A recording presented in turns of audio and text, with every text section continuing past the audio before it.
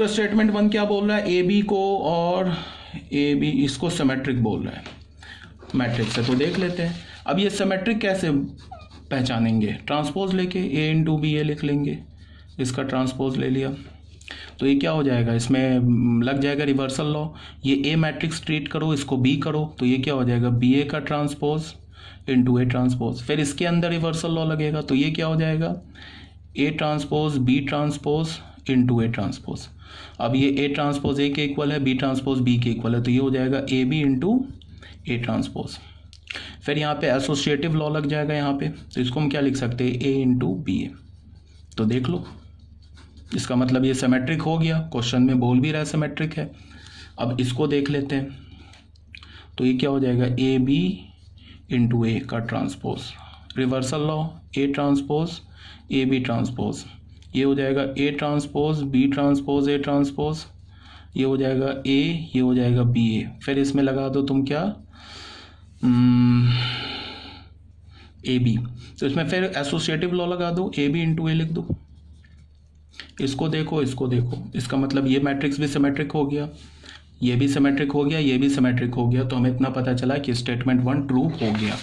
अब स्टेटमेंट 2 में क्या बोल रहा है, ए बी सिमेट्रिक मैट्रिक्स होगा कब, जब ए एंड बी कम्यूट करेगा। अब तुम देखो ये जो स्टेटमेंट 2 है ना, ये मैंने नोट में लिखा रखा है, देखना जो मैंने एक नोट लिखाया था ना जिसमें A B C D option था, तो उसमें मैंने ये नोट बता ही रखा है, इसको सॉल्व करने की जरूरत ही नहीं है, ये तो ऐसे ही ट्रू है। ए बी हमारा सिमेट्रिक मैट्रिक्स होगा कब, जब ए एंड बी कम्यूट करेगा, तो ये तो स्टेटमेंट 2 ऑलरेडी ट्रू है। स्टेटमेंट 2 का स्टेटमेंट 1 से कोई लेना देना नहीं है, तो इसका क्या मतलब है, स्टेटमेंट ए बी कम्यूट करेगा तो इसके लिए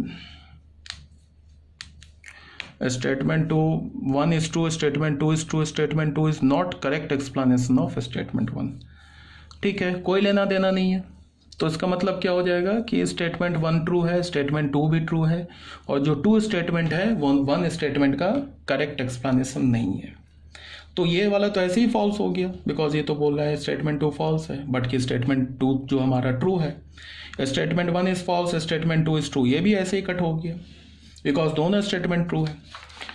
अब यहाँ और यहाँ में प्रॉब्लम है, डी और इसमें प्रॉब्लम है। डी में बोला है statement 1 is true, statement 2 is true, तो दोनों तो ट्रू हो गया। Statement 2 is a correct explanation for statement 1, इसका मतलब कि स्टेटमेंट 1 को हम प्रूफ करने के लिए स्टेटमेंट 2 को यूज कर रहे हैं, इसका कोई डेटा ले रहे हैं, बट ऐसा तो है नहीं, ये दोनों तो इंडिपेंडेंट है, तो ये भी गलत हो गया, मतलब गलत नहीं, ऑप्शन में नहीं हुआ, तो क्या हो गया हमारा ऑप्शन ए ऑप्शन हो गया।